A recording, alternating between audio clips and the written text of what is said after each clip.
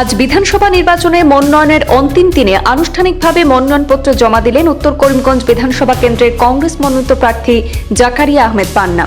দলের প্রথম সারির নেতৃত্বদের সাথে নিয়ে জেলা শাসক কার্যালয়ে উপস্থিত হয়ে মনোনয়নপত্র জমা দিয়েছেন কংগ্রেস প্রার্থী জাকারিয়া আহমেদ পান্না। উত্তর করিমগঞ্জ বিধানসভা কেন্দ্রে নির্বাচনী উত্তাপ ক্রমেই বাড়ছে। এরই মধ্যে আনুষ্ঠানিকভাবে আজ মনোনয়নপত্র জমা দিলেন কংগ্রেসের প্রার্থী জাকারিয়া আহমেদ পান্না। নির্ধারিত সময় অনুযায়ী সমর্থক এবং দলীয় কর্মীদের উপস্থিতিতে তিনি মনোনয়ন দাখিল করেন। মনোনয়ন জমা দেওয়ার সময় প্রার্থীকে ঘিরে ছিল ব্যাপক উৎসাহ এবং উদ্দীপনা। দলীয় পতাকা, স্লোগান এবং সমর্থকদের উপস্থিতিতে এলাকা জুড়ে তৈরি হয় নির্বাচনী আবহ। কংগ্রেসের পক্ষ থেকে দাবি করা হয়েছে, উত্তর করিমগঞ্জে এবার তারা শক্তিশালী লড়াই উপহার দিতে প্রস্তুত। মনোনয়ন দাখিলের পর জাকারিয়া আহমেদ পান্না বলেন, জনগণের সমর্থন এবং আস্থাকে সামনে রেখে তিনি এই নির্বাচনে অংশ নিচ্ছেন। এলাকার উন্নয়ন, অবকাঠামো শক্তিশালী করা এবং সাধারণ মানুষের সমস্যার সমাধানকেই তিনি অগ্রাধিকার দেবেন বলে জানিয়েছেন। আজ মনোনয়নের অন্তিম দিনে এই মুহূর্তে উত্তর করিমগঞ্জের কংগ্রেসের প্রার্থী জাকারিয়া আহমেদ পান্না নিজের মনোনয়ন জমা দিয়ে ইতিমধ্যে বেরিয়ে আসছেন। সরাসরি দৃশ্য এই মুহূর্তে আমি দেখানোর জন্য পূর্বাঞ্চল 14 দর্শকদেরকে অনুরোধ করছি। আপনার আজি মনোনয়ন দিছে, কার লগত প্রতিদ্বন্দ্বিতা হ'ব পাৰে? আমাৰ বিজেপিৰ লগত হব। উত্তৰ কৰিমগঞ্জ বিজেপিৰ লগত আমাৰ কন্টেস্ট হব।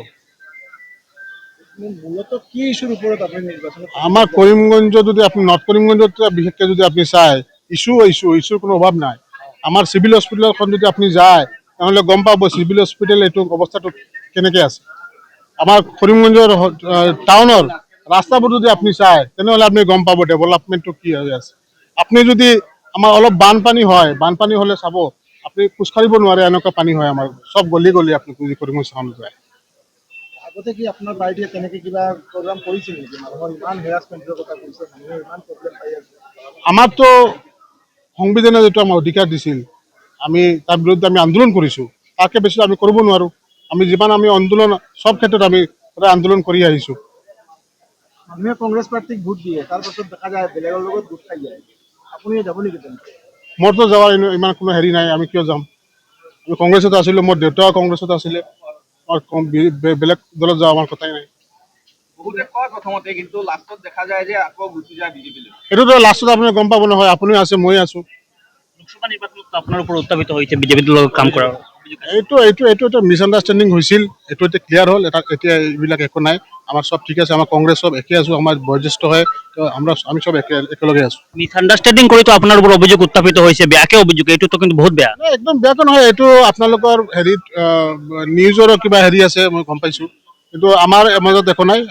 আমাৰ হাফিজ ৰছিদ আমাৰ বয়োজ্যেষ্ঠ আমাৰ হয়, আমাৰ দলৰ একজন চিনিয়ৰ লিডাৰ হয়। সেইকাৰণে আমাৰ মাজত একো নাই। আমাৰ হাফিজ ৰছিদ সাহেব আমাৰ ইলেকশ্যন কেম্পেইনত আহিব, আপুনি দেখিব। উত্তৰ কৰিমগঞ্জ সমষ্টিৰ বহু কেইজন কংগ্ৰেছ প্ৰাৰ্থী অডিশ্যন থাকে, এই বিষয়ে কি ক'ব? কোনো নাই, আমি সব 9জন, আমি 10জন আছিলো, 9জন মোৰ লগত আছে। আপোনালোকে দেখা পাব মোৰ হৈ সিহঁতে কাম কৰি আছে, মই সিহঁতক ধন্যবাদ জনাইছো। এজন কেণ্ডিডেট আমাৰ লগতে আছে, আমাৰ সুব্ৰত দেৱ আমাৰ লগত আছে। আমি মিটিং কৰি আছো একেলগে।